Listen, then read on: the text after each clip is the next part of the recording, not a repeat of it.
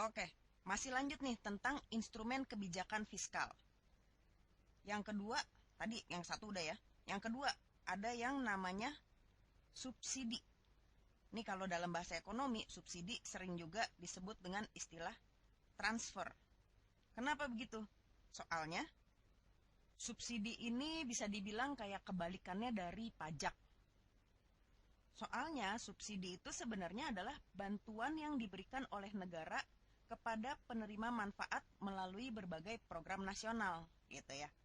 Biasanya bantuannya ini dalam bentuk keuangan, tapi ya nggak harus juga sih. Cuma ya kebanyakan dalam bentuk uang gitu ya. Diberikan oleh negara kepada si penerima manfaat. Penerima manfaat nih siapa sih? Dia bisa aja rumah tangga konsumen, bisa juga rumah tangga produsen. Ya kayak tadi lah, kayak kita ngomongin pajak kan wajib pajak itu bisa RTK dan RTP. Nah, penerima subsidi pun bisa RTK dan RTP. Tapi dia tidak diatur melalui undang-undang kayak pajak gitu ya. Tapi biasanya lewat program-program nasional. Misalkan nih kalau lu pernah dengar ada subsidi untuk apa sekolah, subsidi pendidikan gitu ya. Subsidi pendidikan untuk masyarakat yang miskin misalkan gitu. Terus ada subsidi tentang kesehatan. Sekarang kan ada tuh ya yang namanya BPJS. Ya kayak gitulah. Ini berbagai program-program pemerintah dan masih banyak lagi yang lainnya. Nah, lu pasti juga udah bisa nebak nih. Kalau subsidi ini secara pengertian ini merupakan kayak kebalikannya dari pajak, efeknya pun benar-benar kebalikannya dari pajak. Subsidi ini dia meningkatkan, bukan mengurangi dia meningkatkan konsumsi. Gitu. Kenapa dibilang dia meningkatkan konsumsi? Misalnya gini deh, nih contoh lagi nih ya, contoh ada satu orang nih masyarakat miskin lah, sebut aja si Ibu A misalkan. Dia pendapatannya cuma 1 juta 1 juta rupiah per bulan. Padahal si Ibu A ini punya anak dua, kan mesti sekolah tuh ya.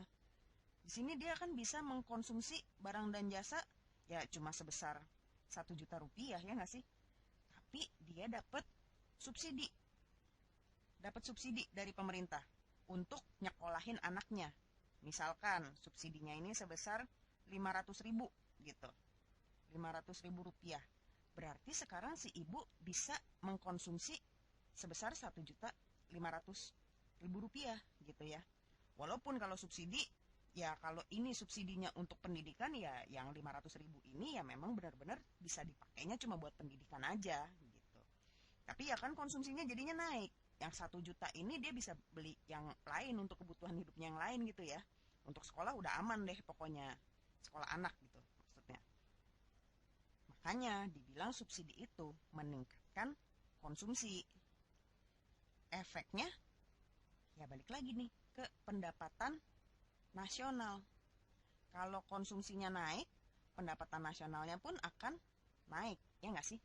Makanya subsidi ini merupakan salah satu instrumen kebijakan fiskal. Nah, ini gue lanjut sedikit ya. Ini gue garis aja deh, biar kita nggak usah ganti lembaran. Lo masih inget kan yang tadi di awal-awal kita ngomongin tentang jenis kebijakan fiskal? Ada yang namanya kebijakan fiskal ekspansif. Masih inget kan?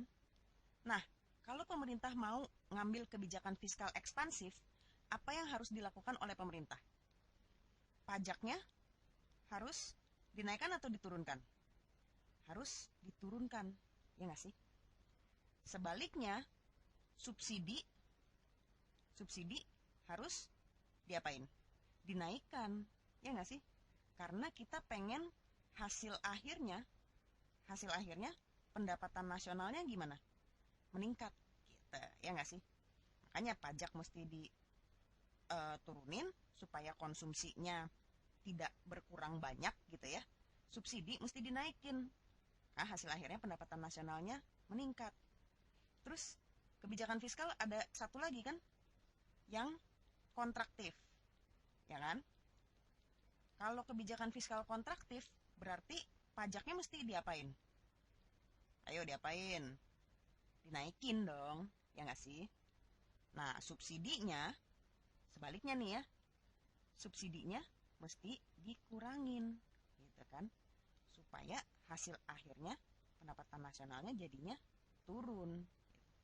Apakah pajak dan subsidi ini harus dua-duanya? Enggak juga, salah satu aja boleh. Mau pajak doang atau mau subsidi doang. Mau dua-duanya pun boleh. Itu sih tergantung pemerintah aja. Cuma ya ini untuk kebijakan fiskal ekspansif, pajak diturunkan atau subsidi dinaikkan atau dua-duanya. Untuk kontraktif juga begitu. Gitu ya.